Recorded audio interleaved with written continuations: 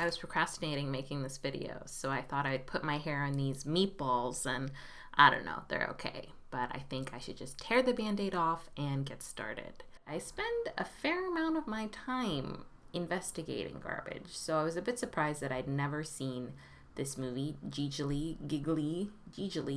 I should know how to say the title since I did watch the movie for the first time a few days ago. I went into watching this movie knowing three things. One, it's considered to be bad. Two, people were surprised at the lack of chemistry between Ben Affleck and Jennifer Lopez when it was released. I think it's kind of interesting when people that are in a relationship, make movies together. The viewers love to kind of pretend it's like intel to what the relationship is like. And three, there's like something about turkey time that I wasn't aware of. Now I do know what that means, and I probably could have gone the rest of my life without knowing the context for that line. You see, after all is said and done, the only thing you can be really sure of, the only thing you can really count on in this world is that you just never fucking know. So the movie opens with VO. I'm pretty picky about VO. I think it's kind of cheap, and I'm usually against using VO, especially to kind of bookend a film, which I don't. Now that I think back, I don't think they do bookend it, which is actually worse, right? You're introducing this kind of mode of storytelling, and then you just drop it. Am I right? I'm right. Right? Hey! The fuck out of here! Now!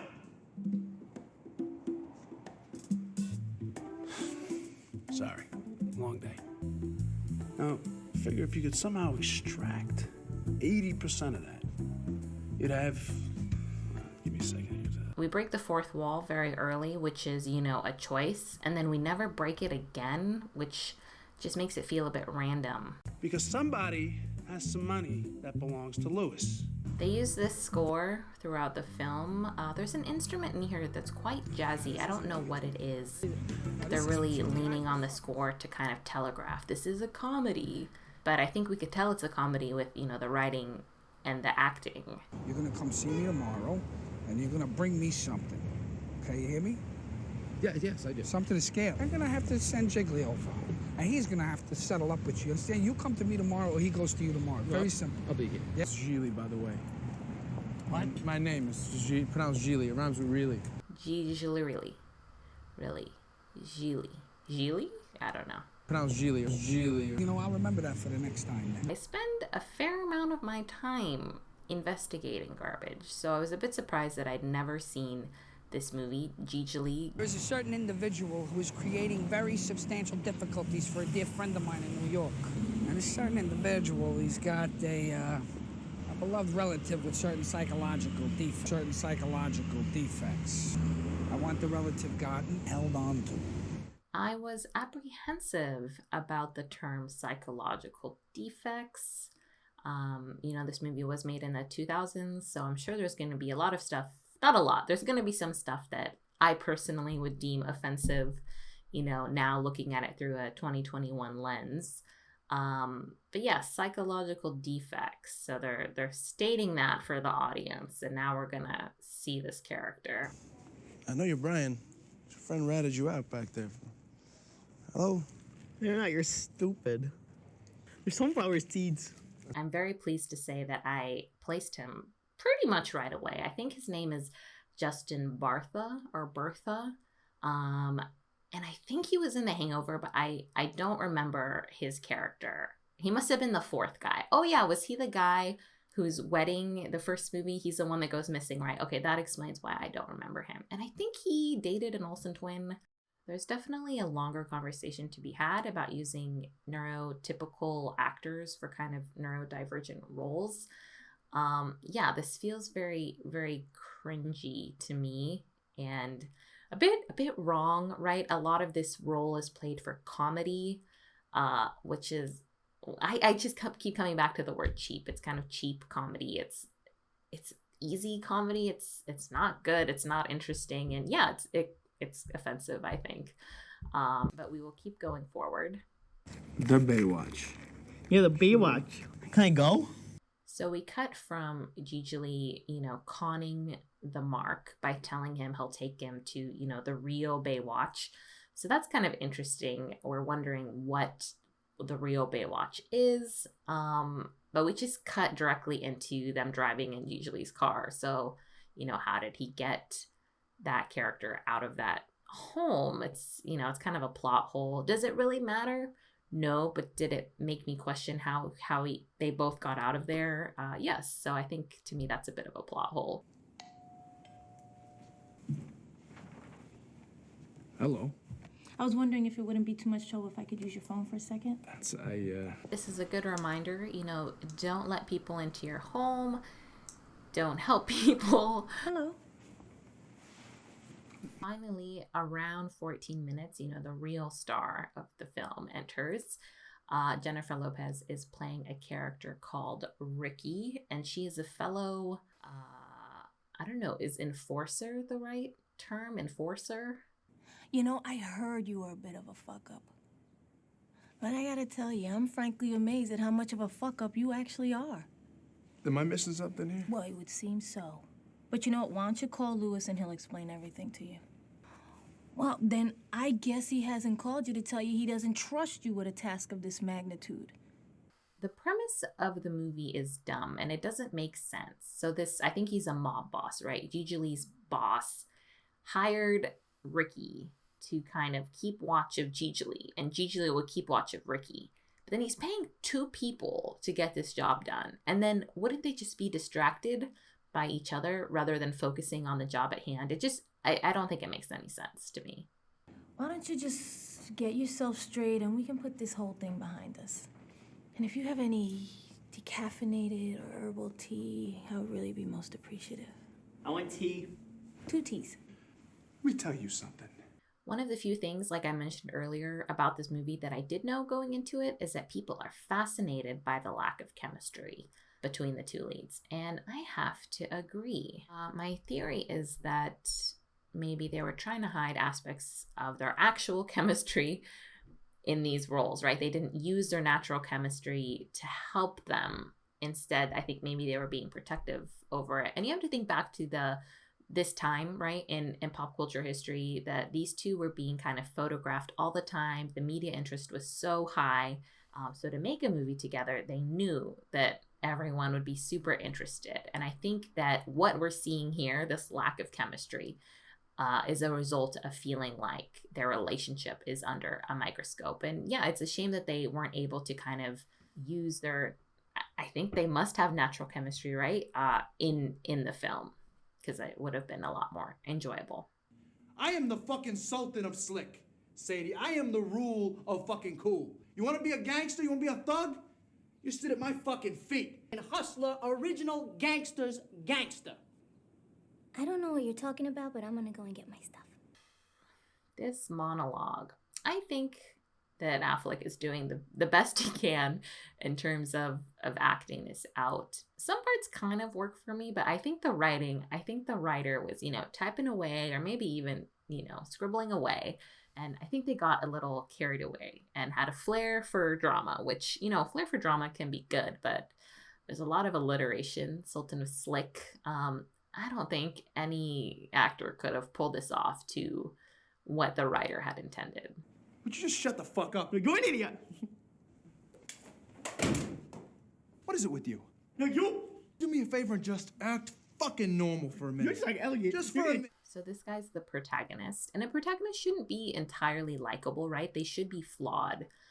But damn, I really don't like this character. Don't ever tell me nothing. Well, I'll tell you this.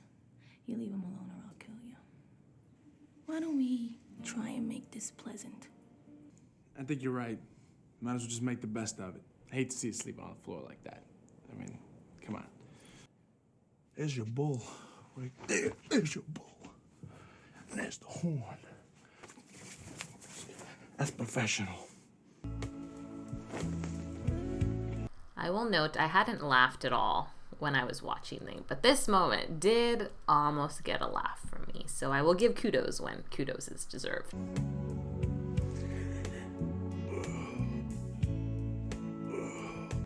actually a very attractive woman. Thank you. What would you say in this situation? I would say no, because this guy's a creep. It means you're not my type. It means I'm gay. It means I'm a lesbian. I was very apprehensive when this was revealed, just because going back to that time period, I think there was a much different understanding of, sexuality, especially in film. So my concern was that she was just saying that so that he would leave her alone, which is, awful that she would feel she'd have to do that, or that they were going with a plot device where she's not really a lesbian and she can be turned. I have a very unexpected Christopher Walken role. It's not much of a role. This very federal prosecutor's little brother, a bit dopey, from what I gather, may have been absconded with. Maybe if you hear anything, you'll let me know.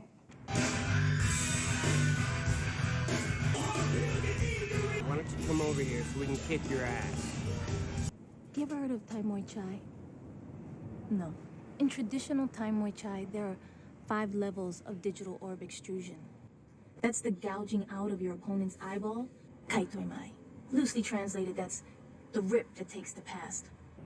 One's opponent is left with no memory of anything he has ever seen.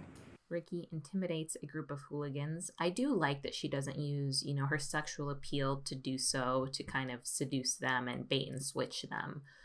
She uses her knowledge, which is great. A different actor could have made this work, but I kind of doubt it. Okay, when it comes to pleasing a woman, your girlfriends, they're at a natural disadvantage. Might try hard, but they're just not backed up. Nature has evolved man, satisfy.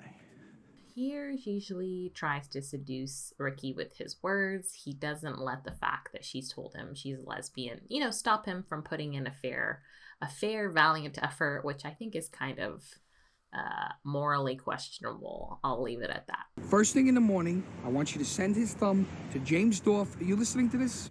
Yeah. I'm sure there's a ton of straight women who you can make very happy.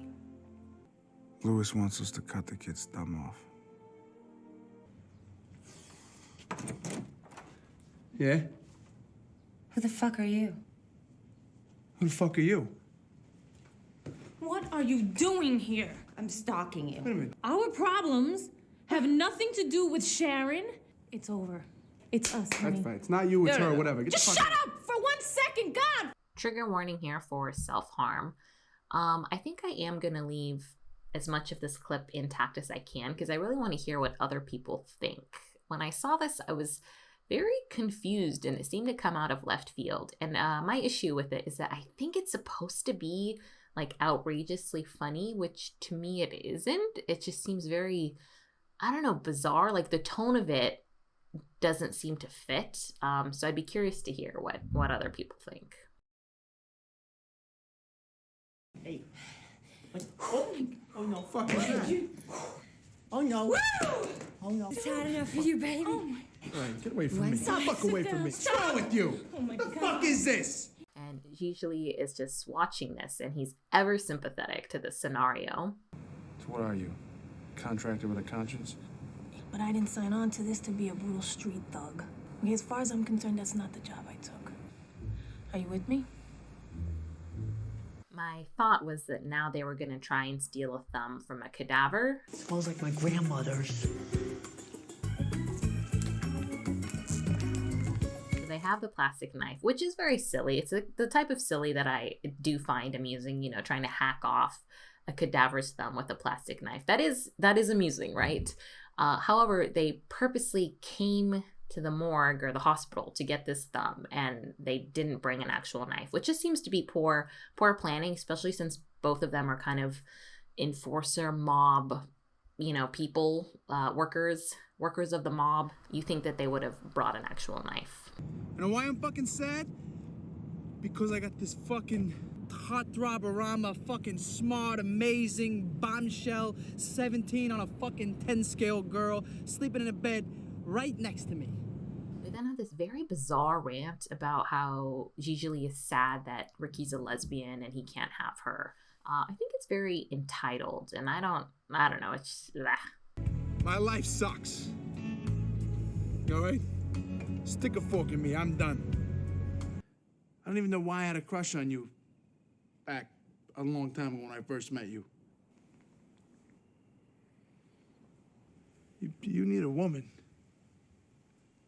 I got one. Ow, stop. Kiss me again. Why? It's turkey time. Huh? Gobble, gobble. And I get that sexuality is a spectrum, but it's a bit disappointing that this inevitably had to happen. And you're right. And you said, probably actually a woman might know more about what feels better to another woman. A guy might be at a certain disadvantage. So they sleep together, and I'm ready for this movie to be over. I'm kind of checking my watch, and we still have 30 minutes. What's up? We have a visitor from New York. Welcome. Nice to meet you, Lucy. Finally, nice to meet you too. But the absolutely most intimidating, in my opinion, when an individual just doesn't give a shit. Louis, you want to go to medical school? Medical school? Yeah!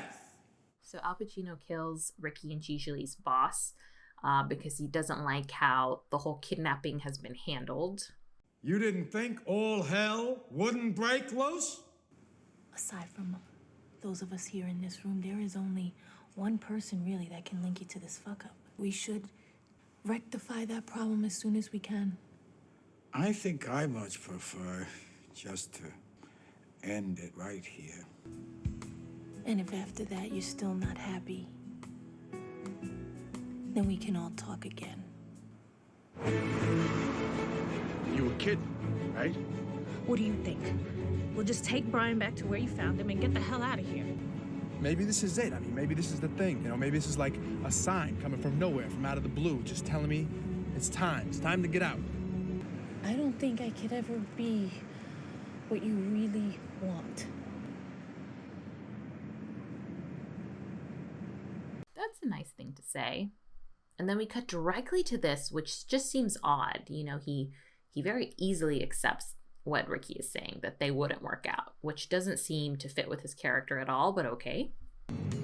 You could just drop me off anywhere near the Pacific Coast Highway and I'll figure it out from there. After that, Brian, I think it's gonna be time to go home. Ricky says that she's going to leave LA, which I guess is supposed to be unexpected, but I don't get it. So they think that they can lie to this mob boss or whoever Al Pacino is, say they're going to do one thing, not do that thing, which means Ricky has to leave town, which makes sense. But what about Gigli? He's just going to stay? He's going to keep his job as an enforcer or whatever?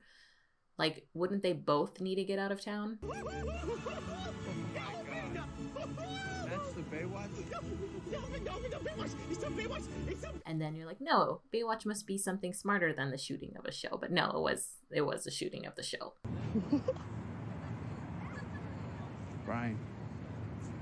Brian, look at me. I think your brother and his friends are gonna be here soon.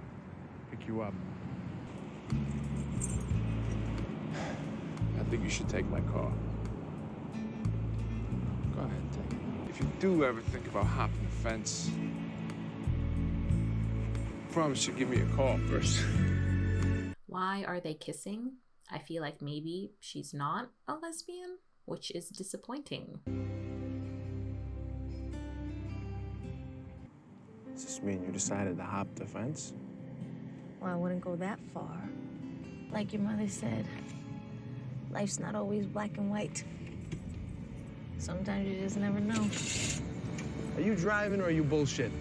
So my main issues with this whole movie, one of my issues, there's a long list. One of my issues is that you never feel like Gigli and Ricky are actually in danger. They easily talk their way out of any danger. And then in the end, she decides not to leave. Is that what's happening? I feel like the movie delegitimizes lesbians. Obviously, Ricky can, change her mind. But the way this movie did that was just kind of blah. Like you saw it coming. We never really fully believed that she wouldn't give him a chance, which is, a bummer. So this movie was bad. Not enjoyable bad, just bad. But even worse than bad, it's just kind of a waste of time.